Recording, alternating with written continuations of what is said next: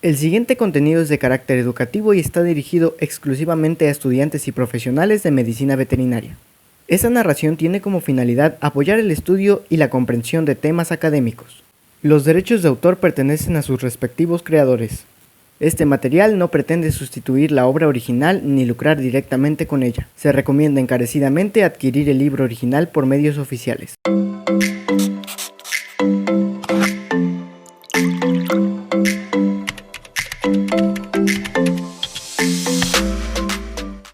Muy buenos días a todos y bienvenidos. El día de hoy vamos a continuar con la lectura del libro de Patología Veterinaria General.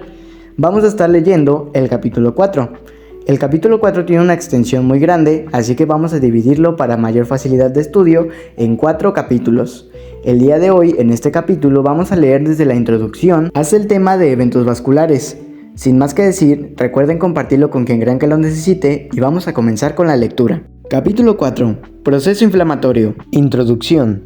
La inflamación, de latín inflamare, que significa encender fuego, es un proceso de respuesta vascular y celular de los tejidos de un individuo vivo ante una agresión local.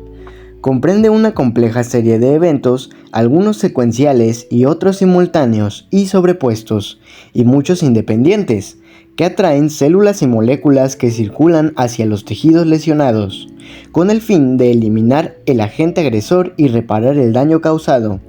Los mecanismos por los que se genera la inflamación han sido estudiados desde hace muchos años, desde que Cornelius Celsus describió 4 de los signos cardinales que caracterizan la inflamación y que se desarrollan inmediatamente después de que el tejido ha sido dañado: calor, rubor, tumor y dolor. Posteriormente, el quinto signo, pérdida de función, functio laesa, fue agregado en el siglo XIX por Rudolf Virchow, aunque frecuentemente se le atribuye a Galeno. Las primeras observaciones de los cambios vasculares que ocurren durante el proceso inflamatorio fueron descritas alrededor de 1870 por Julius Conem, quien investigó la vasodilatación, el aumento del flujo sanguíneo y el aumento en la permeabilidad vascular al estudiar los vasos sanguíneos dañados en el mesenterio de las ranas.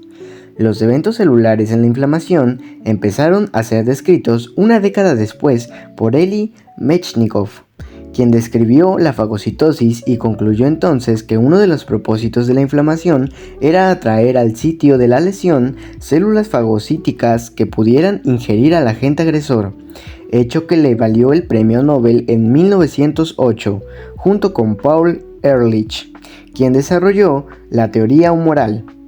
De esta manera, por primera vez, los factores celulares, fagocitosis, y los factores séricos, anticuerpos, fueron reconocidos juntos por importancia en la defensa del hospedador. Finalmente, Sir Thomas Lewis estableció que sustancias químicas producidas localmente como respuesta al daño del tejido eran las que inducían los cambios vasculares durante la inflamación, empezando así el estudio de los mediadores bioquímicos que participan en este proceso. Una gran variedad de estímulos físicos, químicos y biológicos pueden desencadenar el proceso inflamatorio. Las infecciones por bacterias, virus, hongos y parásitos, así como las toxinas microbianas que se encuentran entre las causas más comunes e importantes. Los productos de tejido dañado, como las células muertas, necrosis, pueden ser por sí mismos estímulos inflamatorios, ya que liberan moléculas proinflamatorias al morir, cualquiera que haya sido la causa. Trastornos circulatorios, agentes químicos o daños físicos. Los cuerpos extraños pueden inducir respuestas inflamatorias por sí mismos, porque generan daño al tejido o porque arrastran microorganismos al sitio de lesión. Dentro de los cuerpos extraños se incluyen aquellos de origen endógeno, que son depositados en grandes cantidades en los tejidos, como los lípidos. Las reacciones e hipersensibilidad, en las que la respuesta inmune exacerbada daña los tejidos propios, también son otra causa común de inflamación. Por su habilidad de autoestimulación cíclica, la inflamación puede ser autoperpetua. Sin embargo, hay que tener presente que el proceso inflamatorio es una respuesta provocada, siempre por un estímulo inicial, de tal manera que si éste puede ser identificado y removido, la inflamación debe cesar. Las fases iniciales de la inflamación tienen por objetivo diluir, secuestrar y destruir al agente causante del daño y preparar el camino para la reparación del tejido dañado. No debe olvidarse que el proceso inflamatorio es fundamentalmente un mecanismo de defensa, benéfico para el organismo y una respuesta natural, necesaria para el buen funcionamiento de los tejidos después de sufrir una agresión. Irónicamente, cuando es severa, la inflamación también puede ser destructiva para los tejidos y en algunos casos exagerados, incluso puede poner en riesgo la vida del paciente. El proceso inflamatorio es complejo, pero muy interesante e importante para comprender gran variedad de procesos patológicos. En este capítulo se describirá detallando cuáles son los mecanismos vasculares, celulares y humorales que lo conforman y cómo es que dichos procesos se relacionan y se llevan a cabo secuencial y simultáneamente cuando se produce una agresión en un organismo vivo. Sin embargo, no debe de perderse de vista que el fin de estudiarlo así es tener un completo entendimiento de lo que en realidad sucede cuando macroscópicamente nos refieren de manera coloquial que un órgano o área del cuerpo está hinchado o con pus, por ejemplo.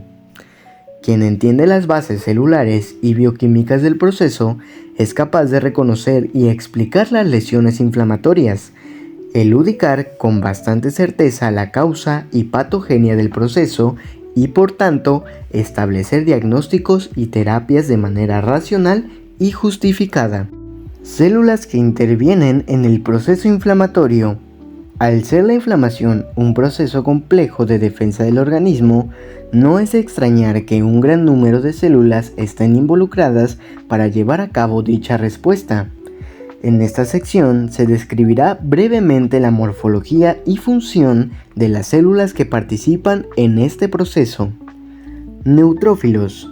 Los neutrófilos son leucocitos generados de la médula ósea a partir de precursores mieloides. Deben su nombre a que los gránulos que contienen en su citoplasma no tienen afinidad clara por ninguno de sus colorantes empleados rutinariamente, hematoxilina o eosina, por lo que se dice que son neutrales.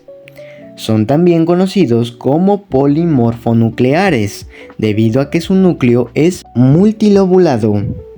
Son células de 10 a 12 nanómetros de diámetro, con intensa actividad fagocítica, que actúan como la primera línea de defensa, ya que son muy comunes en sangre y son los primeros leucocitos reclutados al sitio de inflamación en respuesta a quimioatrayentes.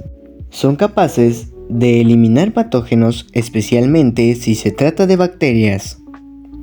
Los gránulos de los neutrófilos contienen potentes enzimas capaces de realizar digestión intracelular.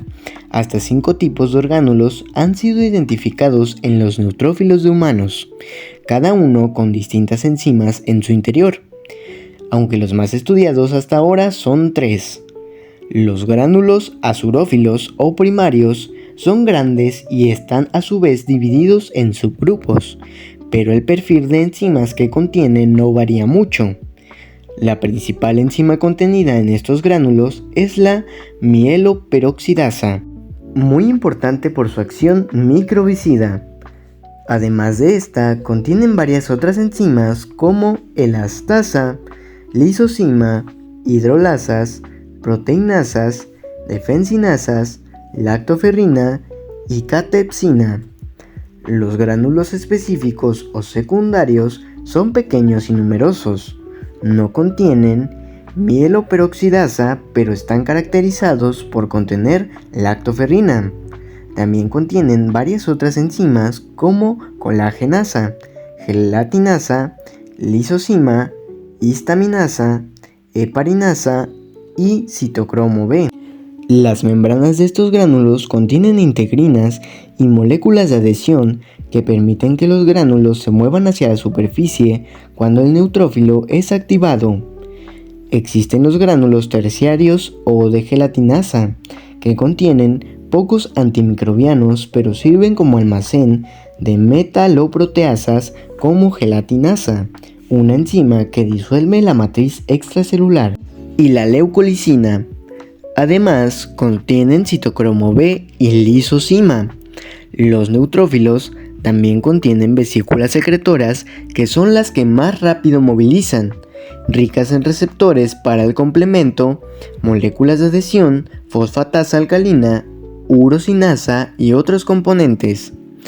Estas vesículas secretoras pueden transportar su contenido hacia la superficie celular, en donde las proteínas de la vesícula se incorporan en la membrana de superficie. Neutrófilos. La imagen que se está mostrando en pantalla muestra las principales características y funciones de los neutrófilos. Características funcionales: inflamación aguda, primera línea de defensa celular, fagocitosis de bacterias y cuerpos extraños, mediadores de la inflamación, metabolitos reactivos de oxígeno, contenido de gránulos lisosomales, gránulos primarios, mieloperoxidasa, lisozima, hidrolasas ácidas, defensinasas, lactoferrina, catepsina, gránulos secundarios, lactoferrina, fosfolipasa A2, lisozima, histaminasa, heparinasa, fosfatasa alcalina, colagenasa, microtrombo B, gránulos terciarios, gelatinasa, leucolicina, citocromo B, lisozima. Las imágenes que ahora están viendo en pantalla son neutrófilos en tejidos y dentro de vasos sanguíneos. Se pueden observar más claramente porque están señaladas con flechas de color verde. Esa teñición es una teñición HE. Dejaré la imagen un momento para que puedan observarla y continuaremos con la lectura.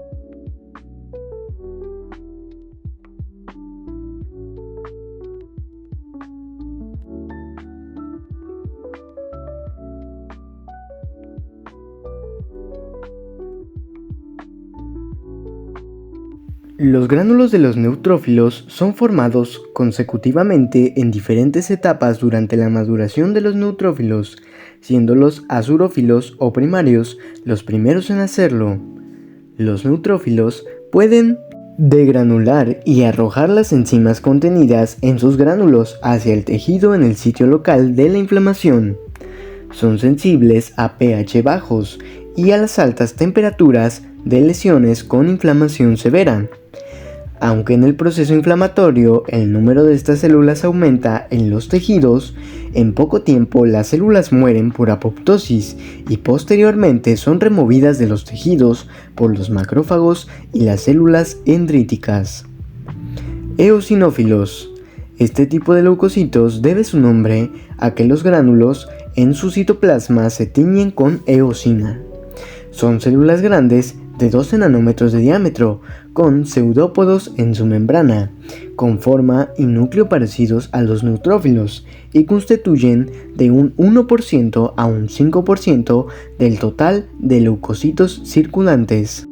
Son particularmente abundantes en sitios de inflamación causada por parásitos, reacciones mediadas por IgE o ciertos tipos de hongos, aunque pueden estar presentes en cualquier tipo de exudado inflamatorio. Por lo anterior, en los tejidos se encuentra principalmente en sitios que tienen contacto con el exterior, como las paredes intestinales, pulmones, piel y membrana mucosa. Algunas de las enzimas contenidas en los gránulos de los neutrófilos se encuentran también en los eosinófilos, como colagenasas y elastasas, por lo que también tienen la capacidad de degradar la matriz extracelular. Además, contienen aril sulfatasa B, histaminasa y fosfolipasa D. Sin embargo, contienen 4 elementos que no se encuentran en los neutrófilos y son más importantes. Estos son la proteína básica principal, la proteína catiónica eosinofílica, la peroxidasa del eosinófilo y la neurotoxina derivada de eosinófilos. En la imagen que coloqué en pantalla están las principales características y funciones de los eosinófilos.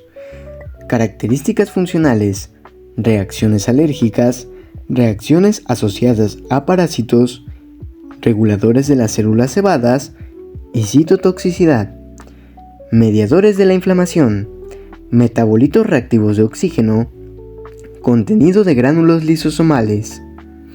Específicas: proteína básica principal, proteína catiónica eosinofílica, peroxidasa del eosinófilo, neurotoxina derivada de eosinófilos.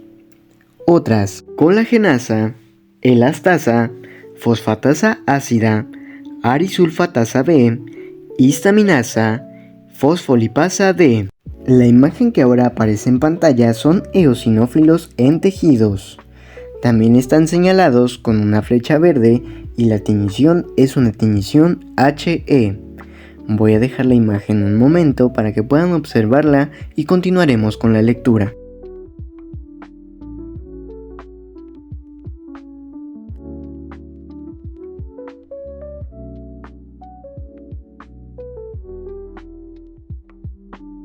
Aunque los eosinófilos son células fagocíticas, son menos activos que los neutrófilos y en realidad son mejor conocidos por su participación en reacciones de hipersensibilidad, particularmente la hipersensibilidad tipo 1, por su acción citotóxica sobre los helmintos.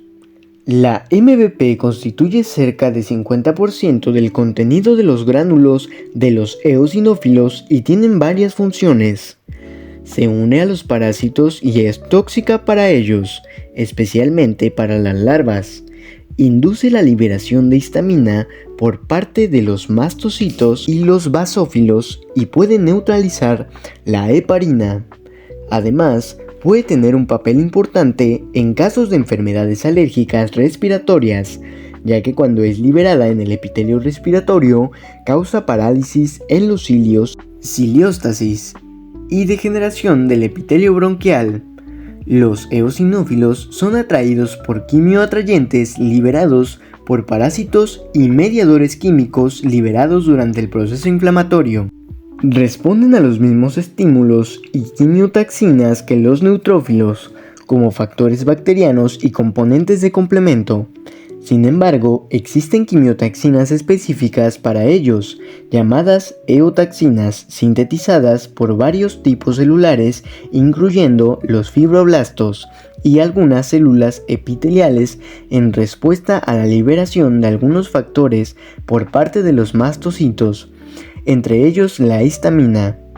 La quimiotaxis de eosinófilos ocurre en varios tejidos lesionados, pero es más importante en infecciones parasitarias de piel y el intestino y en nasofaringe durante algunas enfermedades alérgicas. La interleucina 5 y L5 es una citocina importante en la introducción de la eosinofilia, aumento de los eosinófilos en sangre. Se considera un factor de diferenciación eosinofílico porque estimula la liberación de eosinófilos desde la médula ósea. Los eosinófilos tienen sobre superficie receptores específicos para complemento e inmunoglobulinas. Esto hace que en aquellos animales que han desarrollado una respuesta inmune específica, los parásitos puedan ser cubiertos por anticuerpos y complemento, lo cual atrae a los eosinófilos que se adhieren a los complejos anticuerpo-complemento sobre la superficie del parásito, en donde ejercen su acción parasiticida para liberar sus orgánulos sobre la cutícula del parásito. La proteína básica mata el tegumento del parásito causando su separación en el cuerpo del parásito y la proteína catiónica eosinofílica, además de ser también tóxica para los parásitos, reduce el tiempo de coagulación y altera la fibrinólisis. Las imágenes que están viendo en pantalla son apoyos para entender la actividad citotóxica de los eosinófilos. Esta imagen muestra eosinófilos intactos. Las puntas de las flechas negras son las que muestran eosinófilos intactos y eosinófilos degranulados, que son las que están marcadas por una flecha verde. La siguiente imagen es un corte histológico del hígado en el que se aprecia un corte transversal del parásito. Es una fasciola hepática. La tinnición es una tinnición HE en todas las imágenes. En esta imagen observamos la cutícula del parásito con infiltrado eosinofílico alrededor. Por último, esta imagen muestra la destrucción de las espinas del parásito por acción citotóxica de las enzimas de los eosinófilos. Además de su papel como célula afectadora sobre los parásitos, los eosinófilos tienen función como células reguladoras de los mastocitos, ya que neutralizan algunas de las enzimas producidas por estas células durante enfermedades alérgicas y parasitarias, lo cual es de gran utilidad, pues evita que grandes cantidades de las enzimas liberadas por los mastocitos causen inflamación excesiva. Por último, esta imagen muestra la acción reguladora de los eosinófilos sobre los mastocitos. Voy a dejar la imagen un momento para que puedan observarla y continuaremos con la lectura.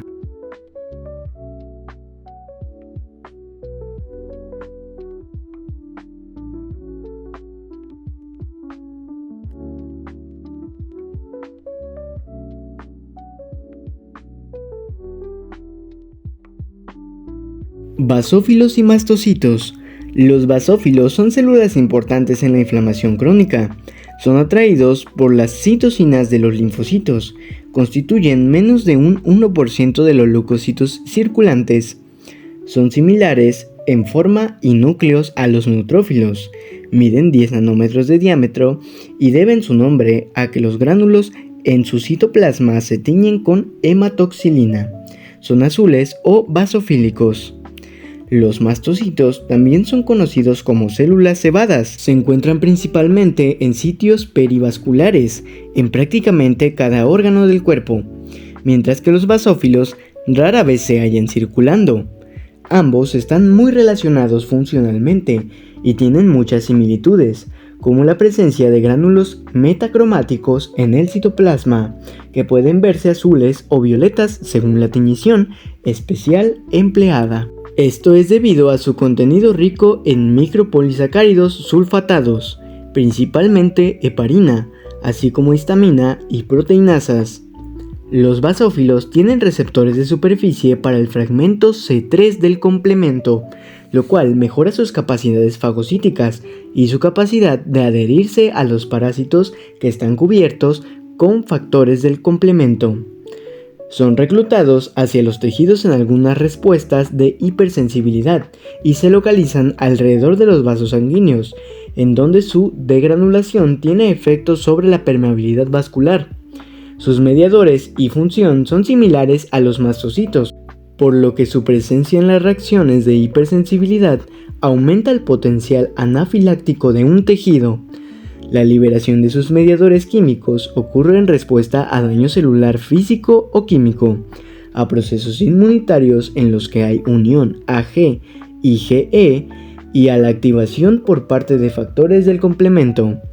Tanto los basófilos como los mastocitos tienen receptores de gran afinidad para la IgE. La unión de estas moléculas hacia la IgE, que a su vez está unida a algún antígeno, produce su degranulación, con la consiguiente liberación de histamina y otros mediadores proinflamatorios. Los mastocitos son la principal fuente de histamina, un potente vasodilatador importante durante el inicio de la inflamación, lo cual explica que sean más numerosas alrededor de los pequeños vasos sanguíneos. Como los eosinófilos son más numerosos en los sitios donde tienen contacto con el exterior, tales como la piel, el tracto respiratorio, el tracto gastrointestinal, lo que no es extraño, como ya se mencionó, las actividades de los eosinófilos y los mastocitos están relacionadas, y es por estímulo de los mastocitos que las células de los tejidos liberan las eotaxinas que atraen a los eosinófilos. La siguiente imagen muestra las principales características y funciones de los basófilos y los mastocitos. Características y funciones. Unión de moléculas IgE. Gránulos metacromáticos basofílicos. Mediadores de la inflamación. Histamina, heparina y proteinasas, leucotrienos, factor activador de plaquetas, factores quimiotácticos para eosinófilos, citocinas, serotonina. Estas dos imágenes muestran mastocitos perivasculares en una tinnición HE, La dejaré un momento para que puedan verla y continuaremos con la lectura.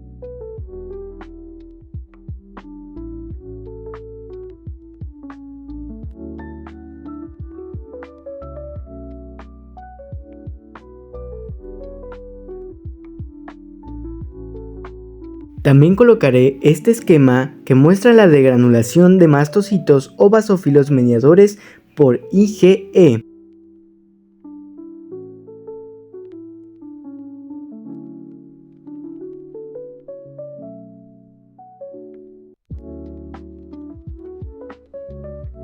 A diferencia de otras células, los mastocitos tienen capacidad regenerativa y pueden proliferar en el tejido, por lo que su degranulación no está asociada con su muerte, sino que después de secretar los productos contenidos en sus gránulos, pueden regenerar sus gránulos y los mediadores contenidos en ellos. Monocitos y macrófagos forman parte del sistema mononuclear fagocítico. Los monocitos son fagocitos inmaduros de 9 a 12 nanómetros de diámetro que circulan en sangre, donde tienen una vida media de 24 a 72 horas. Una vez activados por varios mediadores químicos, migran hacia los tejidos dañados y se transforman en macrófagos o histocitos, cuya vida media es de meses o años. Conforme se adhieren al endotelio antes de migrar, comienzan a sintetizar citocinas y enzimas degradativas requeridas para su función como macrófagos. Una vez en los tejidos, los macrófagos se adhieren a los microorganismos para fagocitarlos o liberan sustancias solubles letales. Por tanto, una diferencia importante entre un monocito y un macrófago será su estado de activación. La mayoría de los macrófagos que encontramos en las reacciones inflamatorias de los tejidos derivan de monocitos circulantes en sangre originados de la médula ósea. Los macrófagos pueden tomar nombres distintos de acuerdo al tejido en el que se encuentran presentes. Así tenemos a las células de Kupffer, hígado, los histocitos de los senos, vaso y linfonodos, las células de la microglía, sistema nervioso central, o los macrófagos alveolares, pulmones. Los macrófagos son más grandes que los neutrófilos, poseen un citoplasma gris que contiene gránulos muy finos y un núcleo grande central en forma clásica de riñón. Contienen muchos lisosomas y son los más dinámicos de los leucocitos. Tienen algunas de las funciones básicas de los neutrófilos, como la fagocitosis y la capacidad de matar microbios, pero además tienen muchas actividades más, ya que no solo fagocitan microorganismos, sino también desechos celulares, con lo cual ayudan a mantener limpio el tejido. No hay que olvidar que una de sus principales funciones durante la respuesta inmune es la presencia de antígenos a los linfocitos T y responder a las señales de estos, con lo que se crea una retroalimentación que es esencial para la defensa contra microorganismos en las respuestas inmunes mediadas por células. Además, producen citocinas como IL-1, TNF-A e IL-6, que inducen efectos sistémicos y efectos locales autócrinos y parácrinos. Macrófagos. Con el tema de macrófagos comenzaremos con esta imagen que muestra las principales características y funciones de los macrófagos. Características y funciones. Regulación de la respuesta inflamatoria. Regulación de la vía de coagulación fibrinólisis. Regulación de la respuesta inmune específica. Células presentadoras de antígenos. Fagocitosis de microorganismos, desechos celulares y cuerpos extraños. Células características de la inflamación crónica. Estimulan la regeneración y reparación de los tejidos dañados. Mediadores de la inflamación. Citocinas IL-1, TNF-A y IL-6. Quimiosinas IL-8, MCP-1. Enzimas lisosomales, hidrolasas ácidas, serinproteasas, colagenasas, proteínas catiónicas, péptidos antimicrobianos, defensinas, prostaglandina y leucotrienos, Activador del plasminógeno. Actividad procoagulante. Formación de metabolitos de oxígeno.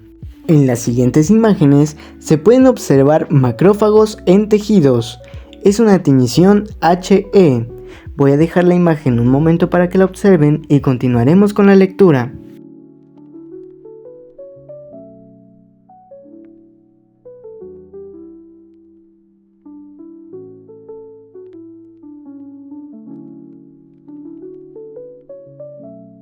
Los macrófagos llegan al sitio de inflamación después de los neutrófilos. Sin embargo, tienen una vida media más larga que los neutrófilos y pueden proliferar en los sitios en los que el proceso inflamatorio se ha prolongado. Debido a esto, los macrófagos son las células características de los procesos de inflamación crónica. Se sintetiza una gran cantidad de mediadores inmunoinflamatorios, incluyendo citocinas, quimiosinas, factores del complemento, proteinasas, radicales de oxígeno, óxido nítrico, intermediarios reactivos de nitrógeno, péptidos antimicrobianos como defensinas, prostaglandinas, leucotrienos y factores de crecimiento. Con estos factores no solo se tiene actividad antimicrobiana y fagocítica, sino que también reclutan otros leucocitos al tejido, estimulan la respuesta inmune por parte de los linfocitos y estimulan la regeneración y reparación de los tejidos dañados. Linfocitos y células plasmáticas. Estas células están involucradas principalmente en las respuestas inmunes adaptativas específicas.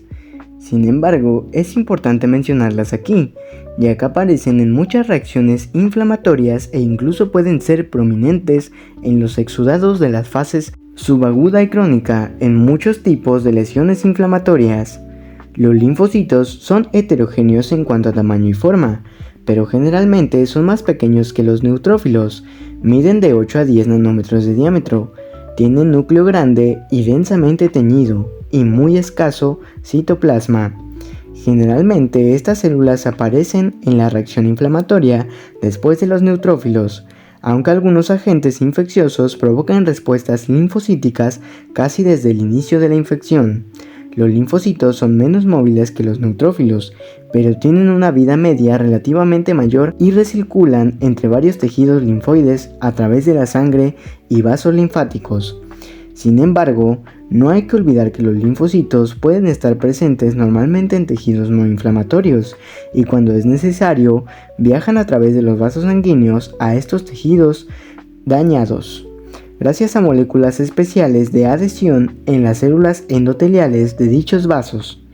Los linfocitos se diferencian en 3 líneas de células reactivas: los linfocitos T, que participan en la respuesta inmune celular, los linfocitos B, encargados de la respuesta inmune humoral, y las células NK, que son linfocitos grandes o granulares que destruyen células infectadas. Los linfocitos T, a su vez, se dividen en 2 subgrupos: linfocitos T cooperadores y linfocitos T citotóxicos. Los linfocitos B se transforman a células plasmáticas, que a su vez son productoras de anticuerpos. Aunque la presencia de células plasmáticas en la lesión no necesariamente indica una infección, el hecho de que haya presencia de infiltrado linfocítico y células plasmáticas usualmente indica una reacción inmune local en respuesta a algún antígeno. Sus funciones en el desarrollo de la respuesta inmune son ampliamente conocidas, pero estas células participan también en el desarrollo de la respuesta inflamatoria en diferentes maneras. Los linfocitos T, CD4+, tienen a su vez las subclases Th1, Th2 y Th17, que secretan diferentes citocinas que activan a los macrófagos por diferentes vías e inducen al reclutamiento de neutrófilos. Los linfocitos B y las células plasmáticas a las que dan origen son importantes en la producción de anticuerpos y estos constituyen una de las principales opsoninas, facilitando así la fagocitosis. Continuando con el tema de los linfocitos, en esta imagen se muestran las principales características y funciones de los linfocitos. Características y funciones. Asociados con la inflamación crónica. Células clave en la respuesta inmune humoral y medida por células. Producción de citocinas. Múltiples tipos. linfocitos B, genera células plasmáticas que generan anticuerpos. Linfocitos T se dividen en citotóxicos y cooperadores, que a su vez se dividen en TH1, TH2 y TH17. Células Natural Killer. En las siguientes imágenes se pueden observar linfocitos en la imagen de la derecha, señalado por una flecha verde, y células plasmáticas en la imagen izquierda, también señalado por una flecha verde. Voy a dejarlas un momento y después continuaremos con la lectura.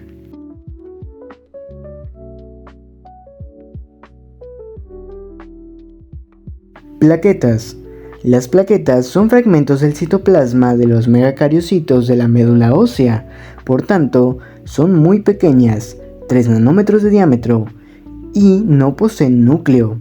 Sin embargo, son reconocidas como células debido a sus diversas propiedades y funciones, tales como la capacidad de sintetizar y secretar proteínas, presencia de receptores para responder a diversos estímulos fisiológicos y patológicos, reconocimiento y unión de los patógenos y transducción de señales. Debido a sus funciones en diversos procesos, las plaquetas son actualmente reconocidas como células inflamatorias e inmunes. Son ampliamente reconocidas por su papel en el proceso de coagulación sanguínea, ya que cuando hay daño vascular, como en procesos inflamatorios locales, la activación de las plaquetas provoca que éstas se unan a los sitios en los que las estructuras subendoteliales quedan expuestas y formen un agregado plaquetario que eventualmente sella el vaso sanguíneo lesionado. Para esto, las plaquetas se adhieren entre ellas gracias a moléculas de adhesión en su superficie, las cuales se unen a fibrinógeno que hace las veces de un cemento interplaquetario para formar agregados.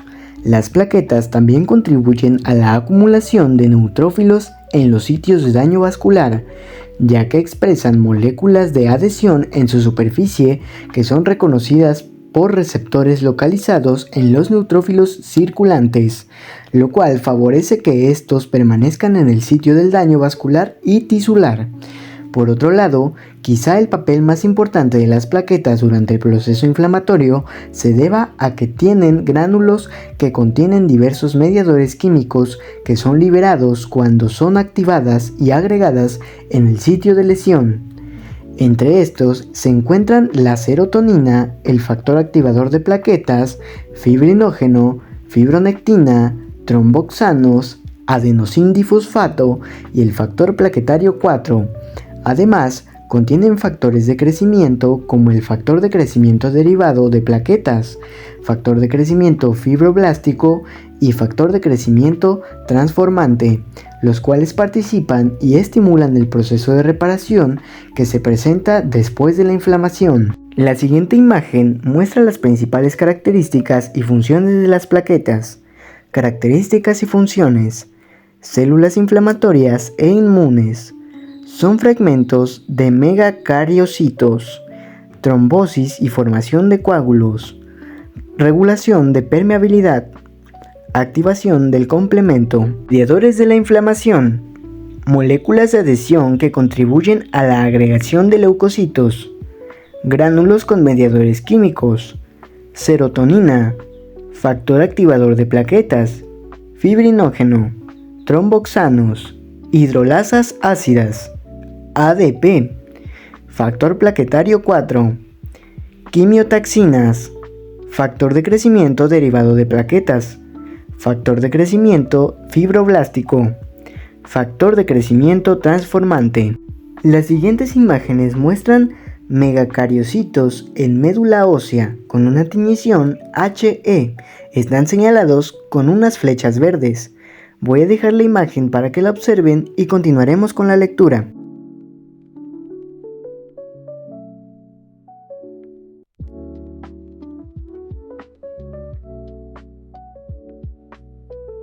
Células endoteliales y fibroblastos. Las células endoteliales son participantes importantes en el proceso inflamatorio, debido a que para dejar la circulación sanguínea y entrar a los tejidos lesionados, los leucocitos tienen que atravesar la microvasculatura en donde tienen que interactuar con las células del endotelio. La siguiente imagen muestra las células endoteliales. Están marcadas por una flecha verde. Dejaré la imagen un momento y continuaremos con la lectura.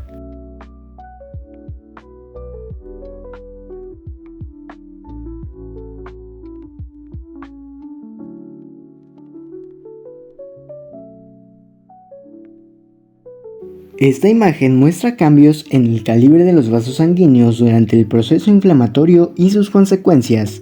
Estamos observando una sección transversal de las arteriolas. También dejaré esta imagen un momento para que puedan observarla y continuaremos con la lectura.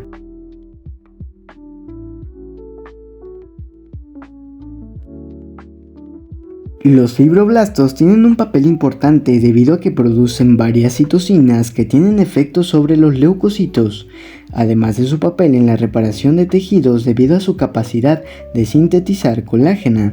Adicionalmente, muchas proteínas de la matriz extracelular son productos de los fibroblastos y muchas de estas son importantes para la activación y locomoción de los leucocitos. Eventos vasculares. Durante la inflamación deben producirse cambios hemodinámicos con el fin de que las células involucradas lleguen al área afectada.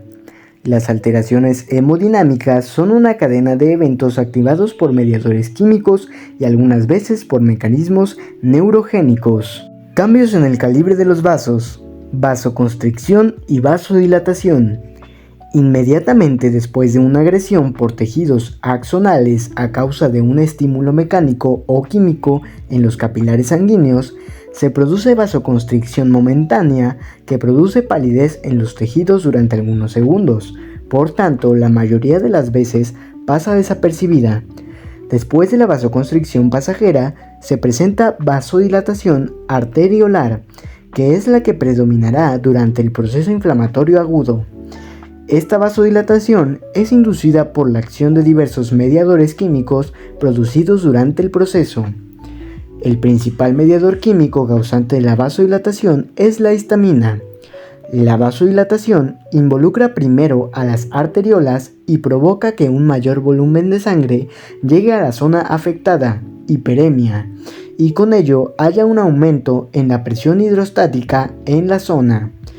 Esto causa entonces mayor perfusión de los tejidos y a su vez incrementa la actividad metabólica en esta zona, debido al aumento en la velocidad de la sangre, la mayor influencia de oxígeno y nutrimentos y al aumento de la eliminación de metabolitos, además de facilitar la salida de células inflamatorias hacia los tejidos. Cambios en el flujo sanguíneo. Debido a la vasodilatación, el flujo sanguíneo aumenta hacia el sitio de lesión. Sin embargo, la sangre que llega no es drenada por las vénulas con la misma velocidad, lo que genera estancamiento de la sangre en el sitio, congestión. Cuando existe daño directo a los vasos sanguíneos, las células endoteliales inflamadas protruyen dentro del lumen de los capilares, lo cual también retarda el flujo sanguíneo y causa éstasis en los vasos más pequeños. La éstasis de la sangre genera que las células y elementos figurados que viajan en sangre se distribuyan de manera diferente, orientándose hacia la periferia del vaso sanguíneo. La imagen que ahora se muestra en pantalla muestra los cambios de flujo sanguíneo durante el proceso inflamatorio. En el esquema de arriba puede observarse el flujo normal de la sangre, el cual, como indican las flechas, sufrirá una vasodilatación, que causará un aumento en el flujo sanguíneo por los motivos anteriormente descritos. Esto generará una congestión y disminución de la velocidad éstasis, y a su vez, esto causará la redistribución en el proceso inflamatorio, generando una disminución de la luz del vaso. Dejaré la imagen un momento si quieren observarla con más detalle y luego continuaremos con la lectura.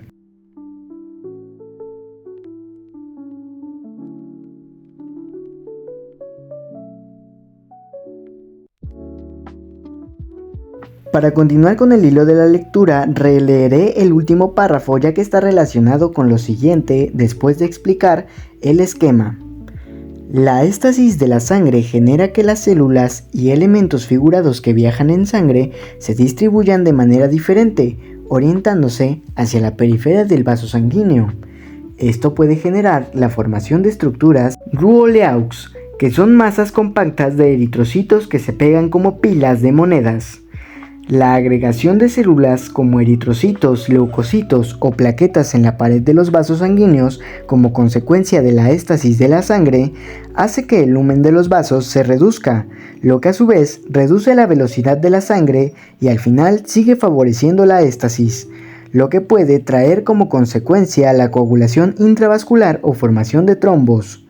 Cuando hay daño vascular directo o cuando aumenta la permeabilidad de la pared de los vasos sanguíneos, el plasma sale de los capilares hacia los tejidos, lo cual produce que los eritrocitos se concentren en la sangre, hemoconcentración, y esto provoca también la disminución del flujo sanguíneo, además de que el lento movimiento de la sangre, concentrada y densa, rica en eritrocitos hacia los tejidos, exacerba la disminución de oxígeno y glucosa.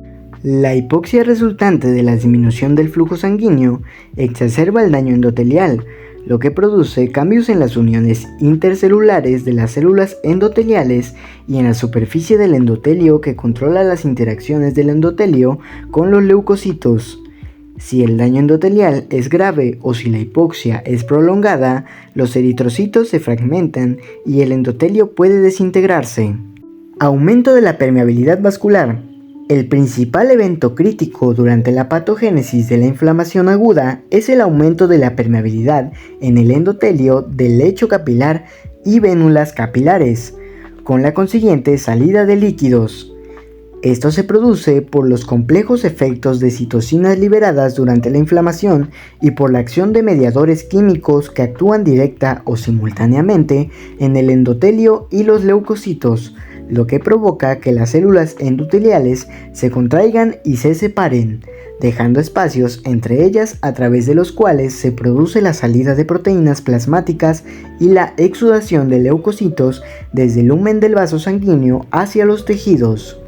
La permeabilidad vascular puede aumentar por dos mecanismos: directo, por daño causado directamente a los vasos sanguíneos, como en las quemaduras o cortadas. Los neutrófilos que se adhieren al endotelio también pueden dañar las células y amplificar esta reacción. Este mecanismo afecta a todos los tipos de vasos sanguíneos, arteriolas, capilares y vénulas. Indirecto, debido a el efecto de mediadores químicos que afectan las paredes de los pequeños vasos y que son producidos por varias células durante la inflamación. Afectan principalmente a las vénulas. Los mediadores químicos pueden ejercer sus efectos ya sea por efecto directo sobre las microvasculaturas como la histamina y los leucotrienos o a través de los leucocitos como intermediarios mediante producción de citocinas. El esquema que se muestra en pantalla muestra los mecanismos de aumento en la permeabilidad vascular en el proceso inflamatorio. Voy a dejarle un rato un poco más largo, ya que este esquema es un poco complejo. Luego continuaremos con la lectura.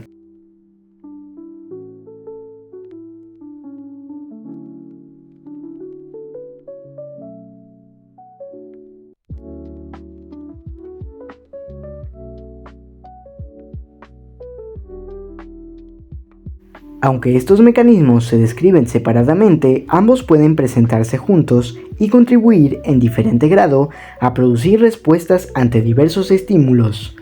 La salida de líquidos al inicio puede consistir en un trasudado acuoso o un ultrafiltrado del plasma cuando los espacios entre células endoteliales es pequeño, pero en respuestas inflamatorias más graves, el progresivo aumento de la permeabilidad como resultado de la contracción de las células endoteliales y la creación de espacios entre ellas permite la salida de macromoléculas, proteínas plasmáticas, leucocitos y algunas veces eritrocitos, formándose así un exudado rico en proteínas. Por tanto, entre mayor sea el grado de inflamación, mayor será la salida de líquidos. Según el tipo de lesión sobre los vasos sanguíneos, será la presentación y el tiempo en el que se observe el aumento de la permeabilidad, y eso determinará la extensión de líquido rico en proteínas de plasma que se escapa hacia el espacio extravascular. Generalmente, tienen una fase inmediata, primordialmente independiente de histamina, que afecta principalmente a las vénulas y que dura de 30 a 60 minutos. Posteriormente, se da una fase prolongada que puede durar varios días, la cual se produce por otros mediadores químicos como los leucotrienos y afecta principalmente a las arteriolas. Es en este periodo cuando comienzan a presentarse mecanismos celulares como la migración de los leucocitos de los vasos sanguíneos. Los leucocitos también participan en el aumento de permeabilidad porque secretan mediadores sobre las células endoteliales y porque alteran la membrana basal y las uniones interendoteliales al migrar y salir de los vasos sanguíneos. Papel de los vasos linfáticos y los linfodos. Las lesiones inflamatorias siempre van asociadas con cambios en los vasos linfáticos cercanos a la lesión, así como en los linfodos circundantes. Los vasos linfáticos forman un circuito cerrado en los vasos sanguíneos, puesto que normalmente drenan las pequeñas cantidades de líquido extravascular que se escapa de los capilares. Durante el proceso inflamatorio, cuando aumenta la permeabilidad, escapan proteínas de los vasos sanguíneos. Los vasos linfáticos pueden recogerlas y favorecer su regreso al sistema circulatorio, gracias al hecho de que su membrana basal es altamente permeable para las proteínas. Esto impide que aumente la presión coloidosmótica en el espacio intersticial y evita que se produzca la mayor salida de líquido de los vasos sanguíneos. Durante estas reacciones, los vasos linfáticos proliferan para poder manejar el aumento de líquidos que deben drenar. Para un mayor entendimiento, la imagen que se muestra en pantalla es el papel de los vasos linfáticos durante el proceso inflamatorio. Voy a dejarlo un momento para que la puedan analizar y continuaremos con la lectura.